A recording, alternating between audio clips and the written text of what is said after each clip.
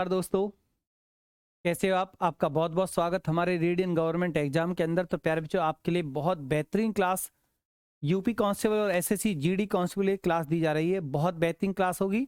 और जैसा कि आप स्क्रीन बोर्ड पर देख पा रहे हो, भारत में तुर्कों का आक्रमण और अरबों का आक्रमण। तो तुर्कों अरबों ने प्राचीन भारत में भारत पर अटैक किया। तो पहले सबसे पहले अरबी आए हैं, लेकिन तुर्कों ने यहाँ पर अपना साम्राज्य स्थापित किया। तो प्यारे बच्चों, करते हैं स्टार्ट आपके लिए क्लास। तो आप जल्दी से जल्दी क्लास को ज्वाइन कर लें। ये क्लास आपके लिए बहुत बेहतरीन क्लास होगी आज आपके लिए।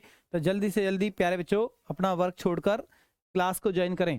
तो जैसे यहाँ पर भारत पर तुर्कों का आक्रमण, भारत पर तुर्कों का आक्रमण। तो तुर्कों में सबसे पहले कौन आए हैं? अरबों द्वारा प्रारंभ किया गया कार्य तुर्कों ने पूरा किया। मतलब अरबों, सबसे पहले अरबी आए हैं। अगर अरबी की बात करें तो मोहम्मद बिन कासिम, मोहम्मद बिन कासिम, मोहम्मद बिन कासिम ने 712 ईस्वी में सिंध पर विजय प्राप्त की। कहां पर? सिंध पर विजय प्राप्त की। और सिंध वासियों पर जजिया कर लगा दिया था मोहम्मद बिन कासिम ने। ठीक है, तो मोहम्मद बिन कासिम ने पहल की है, नींव रखी है। लेकिन इसके द्वारा किया गया जो पहल थी, उस कार्य को कंप्लीट किसने कर दिया? तुर्कों ने कर दिया। तुर्कों ने भारत में अपना साम्राज्य स्थापित किया प्यारे बच्चों। तो यहां पर देखोगे भारत पर तुर्की अटैकर। तो तुर्की अटैकर की बात करें तो तुर्कों में सबसे पहले कौन सा वंश यहां पर आया? यामनी वंश। कौन सा वंश प्यारे बच्चों? यामनी वंश आया। यामनी वंश के फाउंडर की बात करें तो यामनी वंश का जो संस्थापक है वो अल्पतगीन है। यामनी वंश का जो संस्थापक है वो कौन है प्यारे बच्चों? अल्पतगीन। अल्पतगीन यामनी वंश का फाउंडर है। ठीक है, चलिए। यामनी वंश के शासकों की जो राजधानी थी वो कहाँ हुआ करती थी? जैसा कि आप स्क्रीन पर देख पा रहे हो, तो यामनी वंश के शासकों की राजधानी प्यारे बच्चों गजनी हुआ करती थी। गजनी एम्पायर, गजनी इनकी राजधानी हुआ करती थी। और यामनी वंश का दूसरा शासक है सुबुक्तगीन। कौन था प्यारे बच्चों? सुबुक्तगीन। अगर क्वेश्चन कभी आए कि सुबुक्तगीन कौन से वंश से अपना संबंध रखते हैं, तो आपको यामनी वंश बता देना है। क्या बताना है प्यारे बच्चों? यामनी वंश आपको बताना है। और प्रथम तुर्की शासक, प्रथम तुर्की शासक जिसने भारत पर अटैक किया, बन गया आपके लिए रिकॉर्ड क्वेश्चन प्यारे बच्चों। प्रथम तुर्की अटैकर जिसने भारत पर अटैक किया, तो उसका नाम क्या है? सुबुक्तगीन है। और इसने हिंदूवादी, हिंदू शाही वंश के राजा, हिंदू शाही वंश राज्य के राजा जयपाल के विरुद्ध युद्ध किया। जयपाल को इसने हराया है। और इसके बाद इसका बेटा आ गया कौन? महमूद गजनवी। कौन आ गया? महमूद गजनवी। अगर क्वेश्चन है कि महमूद गजनवी के पिता का क्या नाम है, तो आपका आंसर आएगा सुबुक्तगीन। और महमूद गजनवी, ये वही महमूद गजनवी है जिसने भारत पर 17 बार आक्रमण किया। बहुत सदाबहार क्वेश्चन है, बड़ा ऐतिहासिक युद्ध है कि महमूद गजनवी ने इंडिया पर कितनी बार अटैक किया। कभी प्यारे बच्चों आपसे पूछा जाए तो आपका आंसर आएगा 17 बार। यहां पर लिखा हुआ है कि गजनवी ने इंडिया पर कितनी बार अटैक किया है? 17 बार अटैक किया है। इसके पहले अटैक की बात करें तो इसका प्रथम आक्रमण 1001 ईस्वी में है। प्रथम आक्रमण की बात करें तो इसका प्रथम आक्रमण 1001 ईस्वी में है, नगरकोट के विरुद्ध। नगरकोट के विरुद्ध लिख सकते हैं आप, नगरकोट के विरुद्ध इनका पहला अटैक 1001 ईस्वी में। नोट कर लें आप। इसके बाद स्क्रीन बोर्ड पर देखोगे प्यारे बच्चों, मुस्लिम इतिहास में पहला सुल्तान किसको माना गया? बन गया रिकॉर्ड क्वेश्चन। मुस्लिम इतिहास में पहला सुल्तान किसको माना गया है? तो प्यारे बच्चों महमूद गजनवी को मुस्लिम इतिहास में पहला सुल्तान भी माना गया है। अल बरूनी, फिरदौसी और उतबी, ये उतबी है, तय बना सकते हैं आप इसको, उतबी इसके समकालीन। अगर क्वेश्चन है कि अल बरूनी किसके समकालीन है, तो आपका आंसर क्या आएगा? गजनवी। महमूद गजनवी के समकालीन है अल बरूनी। अल बरूनी ने यहाँ पर एक पुस्तक भी लिखी है। अल बरूनी ने एक पुस्तक लिखी है जिसका नाम है किताबुल हिंद। प्यारे बच्चों लिख दीजिए आप, किताबुल हिंद का राइटर कौन है? किताबुल ए हिंद, किताबुल ए हिंद का राइटर कौन है? कभी क्वेश्चन आए तो आपका आंसर क्या आएगा? अल बरूनी। अल बरूनी किसके समकालीन था? महमूद गजनवी के समकालीन था। और ये अल बरूनी महमूद गजनवी के साथ युद्ध में ही साथ आया था, युद्ध में साथ आया था। और गजनवी का भारत पर पहले आक्रमण की बात करें तो यहाँ पर लिखा हुआ है 1001 ईस्वी में महमूद गजनवी ने अटैक किया है नगरकोट के विरुद्ध। 1025 की बात करें तो 1025 में महमूद गजनवी ने सोमनाथ मंदिर पर अटैक किया। तो प्यारे बच्चों, सोमनाथ मंदिर कहां पर है? गुजरात में है। सोमनाथ मंदिर गुजरात में है। और किसका मंदिर है? शिव मंदिर है। किसका मंदिर है? शिव मंदिर है। और प्यारे बच्चों, जिस टाइम महमूद गजनवी ने सोमनाथ मंदिर पर आक्रमण किया तो उस समय वहां का शासक, उस समय वहां का राजा कौन था? वहां का राजा कौन था? किस राजा के समय गजनवी ने सोमनाथ मंदिर पर अटैक किया? तो आंसर क्या आएगा? भीम फर्स्ट। अनिल वाड़ के चालुक्य वंश का सबसे पावरफुल राजा है भीम फर्स्ट। अनिल वाड़ के चालुक्य वंश का सबसे शक्तिशाली राजा भीम फर्स्ट है। और भीम फर्स्ट पर गजनवी का अटैक नहीं रुका और उसने सोमनाथ मंदिर को लूटा। ये वही भीम फर्स्ट है जिसने परमार वंश के राजा भोज को तो मार दिया, लेकिन सोमनाथ मंदिर के अटैक को, गजनवी के अटैक को नहीं रोक पाया। ठीक है, चलिए नोट कर लें आप। और गजनवी का भारत पर अंतिम अटैक की बात करें तो गजनवी का भारत पर जो अंतिम आक्रमण है वो 1027 में है। जाटों के विरुद्ध आक्रमण है, ये इसका अंतिम आक्रमण है। पहला अटैक 1025 में सोमनाथ मंदिर पर अटैक, 1027 में जाटों के विरुद्ध अटैक है, अंतिम अटैक है। तो आपको 17 की लिस्ट नहीं बनानी है।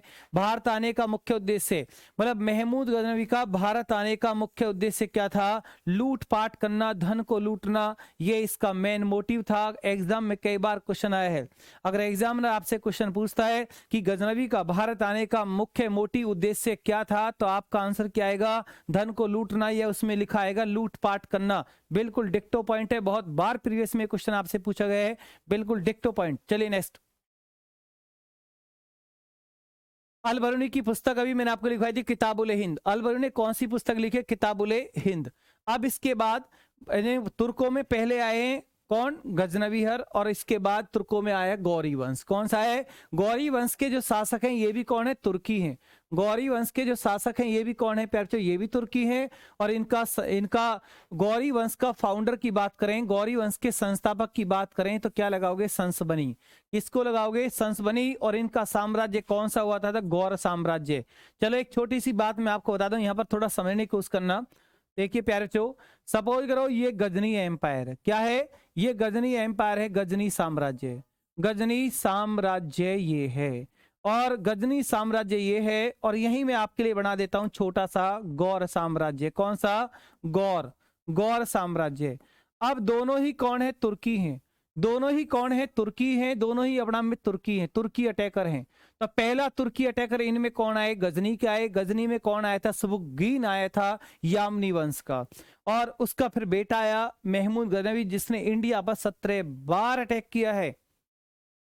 तो स्टार्टिंग में अगर प्रारंभ की बात करें तो गजनी एम्पायर तुर्क में बड़ा एम्पायर था। देख लीजिए अब ये बड़ा, ये सर्किल आपको बड़ा ना दिख रहा, ये बड़ा है। और गौर एम्पायर छोटा एम्पायर था, मतलब गौर साम्राज्य, इस गौर वंश इसके अधीन रहता था। गौर वंश छोटा था, गजनी बड़ा था, तो वो पहले आया, उसके पास शक्ति ज्यादा थी। उसके बाद फिर गौर वंश के शासक भी भारत की तरफ चल दिए। धीरे धीरे उन्होंने भी अपना वहां पर साम्राज्य स्थापित किया और अपने आप को बड़ा किया, तो ये भी इंडिया आ गए। अब गौरी वंश का फाउंडर कौन है? संसबनी और साम्राज्य गौर। और यहाँ पर गौरी वंश का जो मोहम्मद गौरी, गौरी वंश का मोहम्मद गौरी का भारत पर क्या हो गया? प्रथम आक्रमण हो गया। मोहम्मद गौरी ने इंडिया पर जब अटैक किया तो कौन सी सन में किया? 1175 ईस्वी में। मोहम्मद गौरी का भारत पर पहला आक्रमण 1175 मुल्तान के विरुद्ध। किसके विरुद्ध प्यारे बच्चों? मुल्तान के विरुद्ध। ये मैंने आपको पॉइंट समझा दिया है, थोड़ा आप समझिए आप इसको अच्छे से, ठीक है। और अगर यही क्वेश्चन मैं आपके लिए रख दूं तो मोहम्मद गौरी का पहला अटैक 1175, तो गजनवी का पहला अटैक कौन सी सन था? 1001 नगरकोट के विरुद्ध, ठीक है। चलिए अब यहां पर देखो, 1178 ईस्वी में गुजरात के राजा भीम सेकंड के विरुद्ध आक्रमण किया। भीम सेकंड के विरुद्ध आक्रमण किया 1178 ईस्वी में गुजरात के राजा भीम सेकंड के विरुद्ध। और माउंट आबू पर्वत पर चालुक्य नरेश मूलराज सेकंड के विरुद्ध आक्रमण हुआ। मूलराज सेकंड ने इसको माउंट आबू पर्वत के निकट हरा दिया। अब इसके बाद मोहम्मद गौरी ने कौन सा युद्ध लड़ा है? तराइन का फर्स्ट युद्ध। तराइन का प्रथम युद्ध कौन सी सन में हुआ? तराइन का प्रथम युद्ध 1191 में हुआ। और ये युद्ध किस किस के बीच हुआ ये आपको पता होना चाहिए प्यारे बच्चों। पृथ्वीराज चौहान लिख दीजिए आप। मैंने आपको चौहान वंश पढ़ा दिया है तो वहां पर भी आप देख सकते हो। आप पृथ्वीराज चौहान ने मोहम्मद गौरी को हराया। पृथ्वीराज चौहान ने तराइन के पहले युद्ध में मोहम्मद गौरी को क्या कर दिया प्यारे बच्चों? हरा दिया, हराया। अभी जो पृथ्वीराज चौहान है तो पृथ्वीराज भी चौहान वंश में 3 हुए हैं, तो ये 3rd नंबर का चौहान, पृथ्वीराज 3rd था, ये 3rd। ठीक है, 1st 2nd का कोई ज्यादा रोल नहीं है, 3rd जो था ये पावरफुल था। और यही पृथ्वीराज 3rd चौहान जिसने मोहम्मद गौरी को तराइन के पहले युद्ध में प्यारे बच्चों हरा दिया। इसके बाद तराइन का 2nd युद्ध हो गया 1192। 1192 में तराइन का 2nd युद्ध हुआ, और 2nd युद्ध हुआ तराइन 1192 में। और ये युद्ध किसके बीच हुआ? तो इसका जस्ट अपोजिट लिखना, विपरीत लिख देना है प्यारे बच्चों, विपरीत लिख दीजिए आप। अब इसमें मोहम्मद गौरी ने पृथ्वीराज चौहान को हराया क्या? मारी दिया। ठीक है, तो तराइन के दोनों युद्ध बड़े ऐतिहासिक युद्ध हैं। एक 1191 में है और एक 1192 में है। ठीक है, चलिए नेक्स्ट। 1194 ईस्वी में चंदावर का युद्ध हो गया। मोहम्मद गौरी ने जब 1194 में चंदावर का युद्ध हुआ तो मोहम्मद गौरी ने इस युद्ध में किसको हराया? मोहम्मद गौरी ने, देखिए मोहम्मद गौरी ने राजा जयचंद्र को हराया। राजा जयचंद्र को हराया। तो राजा जयचंद्र कौन से वंश के राजा थे? गेहड़वाल वंश के राजा थे। और गेहड़वाल वंश के राजाओं की राजधानी प्यारे बच्चों कहाँ हुआ करती थी? कन्नौज हुआ करती थी। और अगर थोड़ा सा पीछे जाएं तो कन्नौज को, इस उत्तर भारत में कन्नौज को सबसे पहले राजधानी बनाने वाला राजा कौन था? राजा हर्षवर्धन। तो राजा हर्षवर्धन ने कन्नौज को सबसे पहले राजधानी बनाया। और वरना राजा हर्षवर्धन के पूर्वजों की जो राजधानी हुआ करती थी तो प्यारे बच्चों थानेश्वर हरियाणा में हुआ करती थी। ठीक है, चलिए मोहम्मद गौरी के सिक्कों पर एक तरफ तो कलमा खुदा रहता था और दूसरी तरफ लक्ष्मी देवी की आकृति मिली है। तो क्या लॉजिक लग गए यहां से? क्वेश्चन है आपके लिए, वह कौन सा सुल्तान था या कौन सा शासक था, कौन सा मुस्लिम सुल्तान शासक था जो लक्ष्मी देवी की पूजा करता था? बड़ा यूनिक क्वेश्चन है। लक्ष्मी देवी की पूजा करने वाला सुल्तान शासक कौन था? तो आपका आंसर आएगा मोहम्मद गौरी, क्योंकि उसके सिक्कों पर एक तरफ लक्ष्मी देवी की आकृति मिली है प्यारे बच्चों, लक्ष्मी देवी की आकृति मिली है। चलिए नेक्स्ट। अब मैंने आपको गौरी और गजनवी दोनों तुर्की हैं, भारत पर अटैक करने के लिए आए हैं। तुर्कों में भी अलग अलग वंश जैसे यामनी वंश, गौर वंश, दोनों मैंने आपको अच्छे से पढ़ा दिए।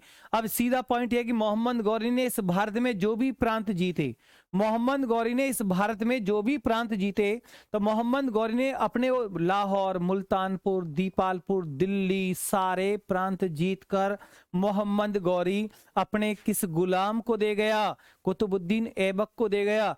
तो दिल्ली सल्तनत की स्थापना हो गई और वहां पर दिल्ली, लाहौर सब पर राज किसका हो गया? कुतुबुद्दीन ऐबक का हो गया। लेकिन कुतुबुद्दीन ऐबक ने अपनी राजधानी लाहौर बनाई थी, दिल्ली को नहीं बनाया था। ठीक है, तो गौरी अपने किस गुलाम को दे गया? कुतुबुद्दीन ऐबक वहां से राज करता था, तो इसीलिए वहां से दिल्ली सल्तनत स्टार्ट होती है, जिसमें पहला वंश स्टार्ट हो जाता है दास वंश, गुलाम वंश। ठीक है, अभी जब मध्यकालीन भारत का टॉपिक चलेगा तो वहां पर आपके लिए गुलाम वंश स्टार्ट होगा, फिर खिलजी वंश, तुगलक वंश, सैयद वंश, लोधी वंश। ठीक है, चलिए अब यहां पर देख लीजिए आप, आज इस टॉपिक का जो प्रीवियस क्वेश्चन है आपके सामने, मोहम्मद बिन कासिम था तुर्की, मंगोली, अरबी या तुर्की अफगानी? गलत नहीं होना चाहिए।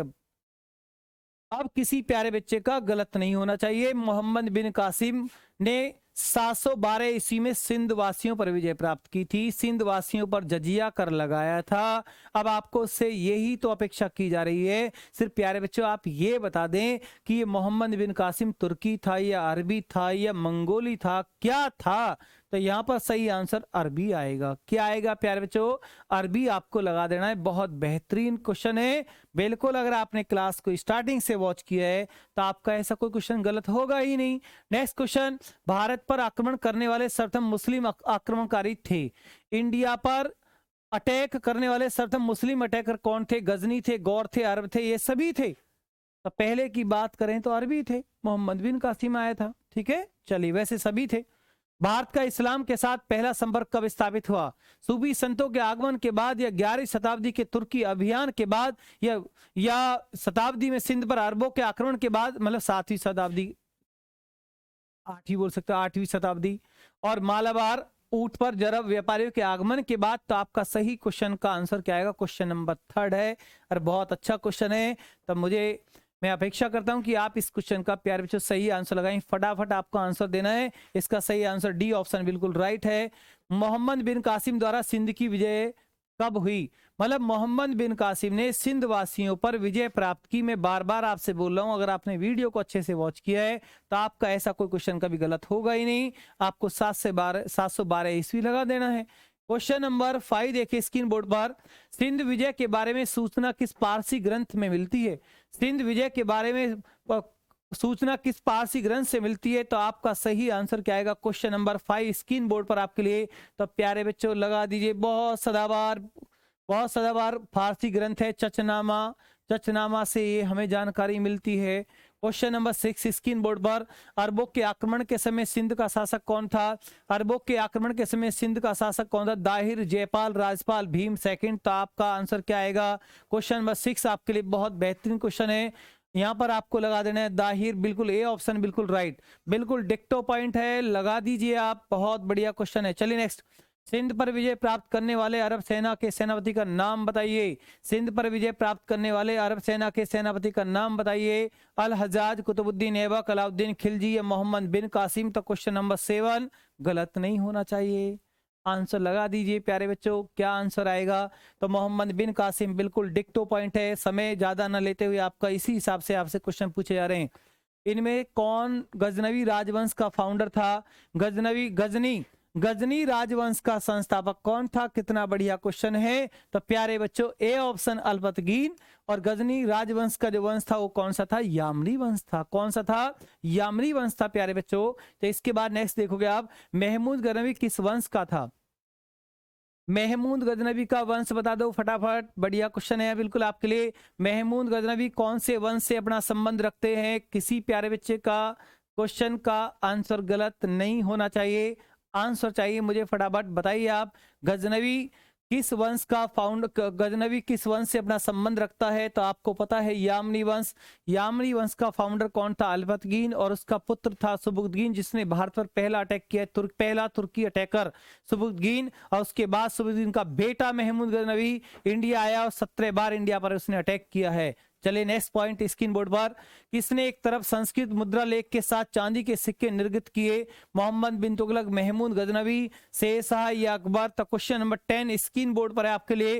तो क्वेश्चन नंबर 10 का सही आंसर क्या आएगा? ये आज की क्लास का लास्ट क्वेश्चन है। और ये क्लास मैंने आपको कंसेप्ट प्लस ऑब्जेक्टिव करके क्लास दी है। तो प्यारे बच्चों अगर ये क्लास आपको अच्छी लगती है तो क्लास को आप लाइक एंड शेयर जरूर करें। तो यहाँ पर मोहम्मद गजनवी आपको लगाना है। क्वेश्चन नंबर 10 का बी ऑप्शन, महमूद गजनवी जिसने इंडिया पर 17 बार अटैक और 1025 में सोमनाथ मंदिर पर अटैक। फिर दोबारा से मैं रिपीट करता हूं कि भारत में पहले अरबी आए हैं, अरबियों के बाद तुर्की आए हैं। अरबी में मोहम्मद बिन कासिम आया 712 ईस्वी में, जिसने सिंध पर विजय प्राप्त की है और सिंध वासियों पर जजिया कर लगाया है। ठीक है। और उसके बाद तुर्की आए हैं। तुर्कों में भी 2 वंश हैं, एक आपका गजनी एम्पायर जिसका वंश यामनी वंश और एक आपका गौहर वंश जिसका फाउंडर कौन है? संसबनी है। और संसबनी के बाद कौन आ गया? मोहम्मद गौरी, जिसका भारत पर पहला आक्रमण 1175 मुल्तान के विरोध और 1178 में मोहम्मद गौरी को अनिल वाड़ के चालुक्य वंश के राजा मूलराज सेकंड ने माउंट आबू पर्वत के निकट हराया।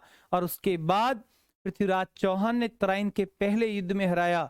अगर क्वेश्चन आए कि पृथ्वीराज चौहान से पहले मोहम्मद गौरी को इस भारत में किस राजा से हारना पड़ा था? तो मूलराज सेकंड, माउंट आबू पर्वत के निकट, याद रखना। और वह कौन सा मुस्लिम शासक था जो लक्ष्मी देवी की पूजा करता था?